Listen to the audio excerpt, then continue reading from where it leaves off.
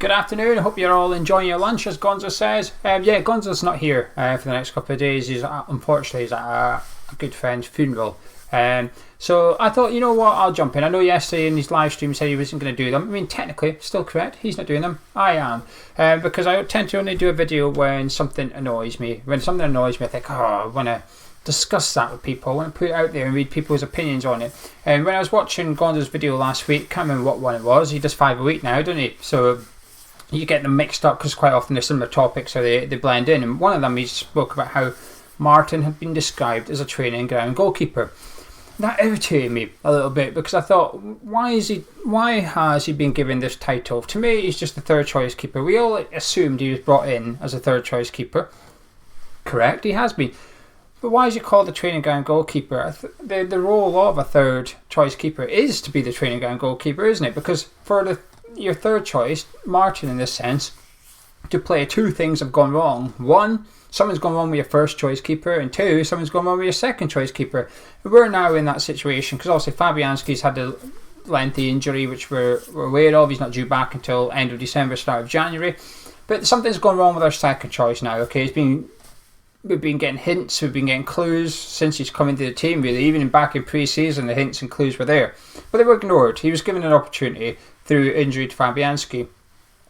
But it's turned into a bit of a disaster now, hasn't it? Because of what happened against Burnley with him punching it into his net and being questionable for other goals as well. So there's a big decision from Pellegrini here as to who he plays. And since that calls had to come out, he's been described as a training ground goalkeeper, which is normal. More so for European teams. It's usually teams in the Premier League have the third goalkeeper because often the first choice keeper will be away, the second choice keeper will be away, they'll be away to Baku or for example, and the third choice keeper then becomes the goalkeeper on the training ground for any players that haven't travelled with the squad. Makes complete sense. So you don't necessarily need one at West Ham, but we've got one. I just think it's quite... I keep going on about the blame game, and I do think it's fitting. It's funny actually because Gonzo's video yesterday said it's all about mind games. They're trying to trick you almost, and I think that's what they're trying to do with Martin here. And there's two reasons. They're complete polar opposites reasons, and it's up to you to decide which reason you think they're doing it for. But we'll find out what the reason is on Saturday against Spurs. The reason is either A, to justify Pellegrini not playing him against Tottenham, so he keeps Roberto, and he'll say, I told you, Martin's only a training ground goalkeeper. Or two, it's the blame game, as in throwing everything at Pellegrini and Huselos' door, which has been the theme for the last couple of weeks. So it's a case of, they only bought him to be on the training ground. They don't want him here. He's only here to be a bit part player on the squad. But the top clubs also have him for the training ground purposes. It was described in the same articles, to face shots from the strikers, but that's why a lot of managers prefer to have an experienced goalkeeper in goal at training, working with the strikers, because if you stick a 16-year-old in, you can only imagine that Sebastian Haller would be smashing shots in against him. It's better off having someone in goal that can benefit the training purposes. So I completely understand it. I just don't think... I think there's been too much made up of this whole training ground goalkeeper tag, and I think it's unfair on Martin. But this comes back to the mind games, and I think it's probably because Pellegrini might stick with Roberto on Saturday against Spurs. It's not necessarily what I want. We'll discuss that in the preview on Thursday, but I think you'll know what I want if you watched other previews, because I wanted them dropped for Newcastle, I wanted them dropped for the game before that, because I wasn't happy with his performances to date. But if Pellegrini's got a big call here, and I don't think it's as straightforward as a lot of people might think. A lot of people say, well, you've got to start Martin, and I agree with them. But as soon as you do that, if Pellegrini drops Roberto this Saturday, I think Roberto's done. I do think he is done. I think his confidence must be at an all-time low. While at West Ham, obviously, it must be really low. The confidence in the defence in him is also non-existent. It's been visibly obvious that there's not much cohesion between the two, and there's some rumours that the reason Balbuena was brought back in and Albona was dropped is because he can speak Spanish. It's simply so that someone in the back four could communicate. Now you have to assume Zabaleta can do that, but of course Zabaleta got dropped as well, didn't he, eventually, and Fredericks came in.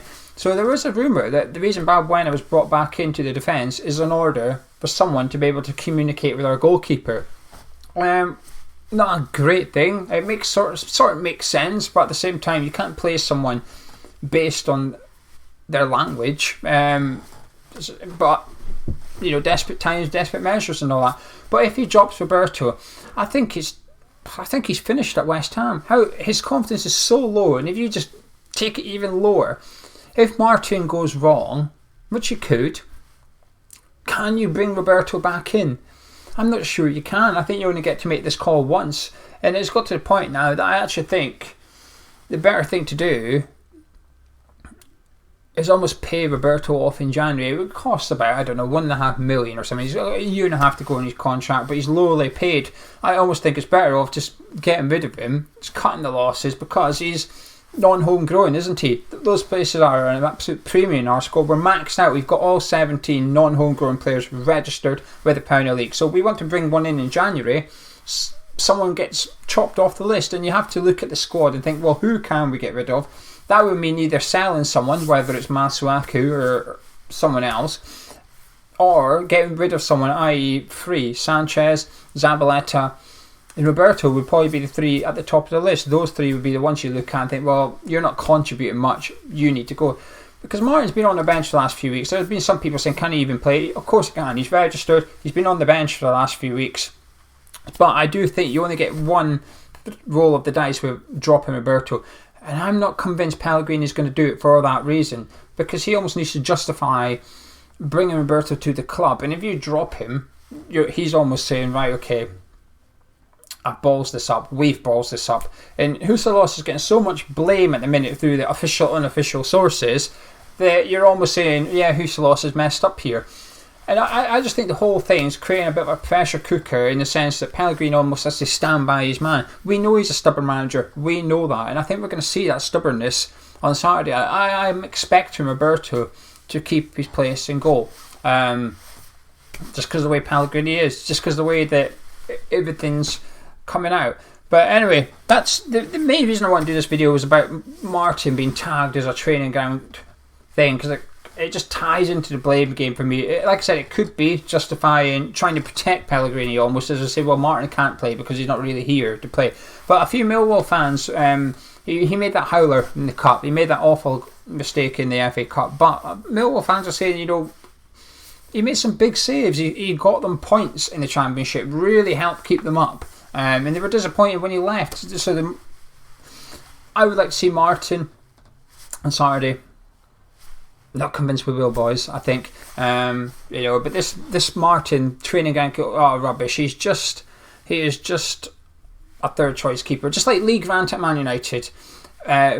Spurs have just gone and brought back Vorm. Lloris got injured, granted, but they've now got another third senior goalkeeper. Robert Green was playing that role at Chelsea last season under Willie Caballero and Kepa. Rob Green was there playing that role. So there is plenty of examples in Premier League where the third keeper is a senior goalkeeper, well experienced. Scott Carson at Man City. I know you might say he's only ticking the homegrown box, but that's what Martin's doing. It's just third choice keeper. That's all it is. But anyway, pressure for Pellegrini. Big call for him to make. But like I do believe, though, if we drop Roberto on Saturday, which I hope we do, I think he's done.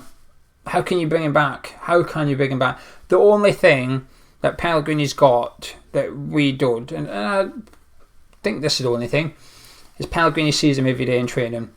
So for all we know, Martin could be absolutely rubbish on the training ground. But I'll tell you what, at the minute, our keeper's rubbish on the football pitch. And that's worse. Anyway, hope you've enjoyed this video. Sorry it's not Gonzo. But like I said, he's got stuff on for today and tomorrow. I might do a video tomorrow. It depends if anything annoys me in the next 24 hours. But I just thought I'd do this. Hope you're all enjoying your lunch. Drop a like on the video if you enjoy it. Subscribe if you're new around here. Don't worry, Gonzo will be back on Wednesday. You don't have to wait long for Gonzo. Catch you in a bit.